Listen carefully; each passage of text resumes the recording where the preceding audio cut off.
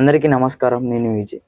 ఈ 2 తెలుగు రాష్ట్రాలల్లా అక్కడనేమో కేసీఆర్ ఆగలే తెలంగాణలో. అక్కడనేమో జగన్ ఆగలే. ఇక్కడ తెలంగాణలో కేసీఆర్ ఆగలే. ఎవళ్ళు ప్రశ్నిస్తే వాళ్ళని జైల్లో పెడతా అని అనుకున్న కేసీఆర్ ఓటుకు నోటుకు దొంగ కింద రేవంత్ రెడ్డిని జైల్లో పెట్టాడు. చిప్పకూడ తినిపిచ్చాడు. అదే ఆంధ్రాల జగన్ ఏం చేసిండు? చంద్రబాబు నాయునికి చిప్పకూడ తినిపించిండు. జైల్లో పెట్టిండు. ఫుల్ రోజు జైల్లో ఉన్నాడు. ఎప్పటికీ మాదే పార్టీ అధికారం వస్తుందని కేసీఆర్ అనుకున్నాడు. కేసీఆర్కి ఇప్పుడు 100 సీట్లు వస్తాయని చెప్పుకున్నాడు. జగన్కి ఇప్పుడు నాకు 90 సీట్లు 100 సీట్లు వస్తాయని జగన్ అనుకున్నాడు.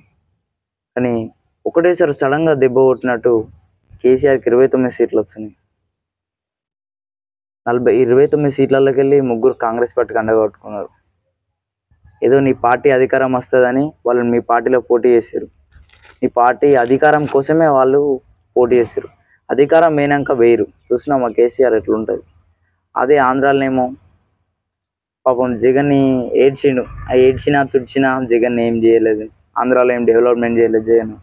అసలు జగన్ని పట్టించుకోవాలని అవసరం మొత్తం లేదు. చంద్రబాబు నాయుడిని 40 రోజులు జైల్లో పెట్టినావు కాబట్టి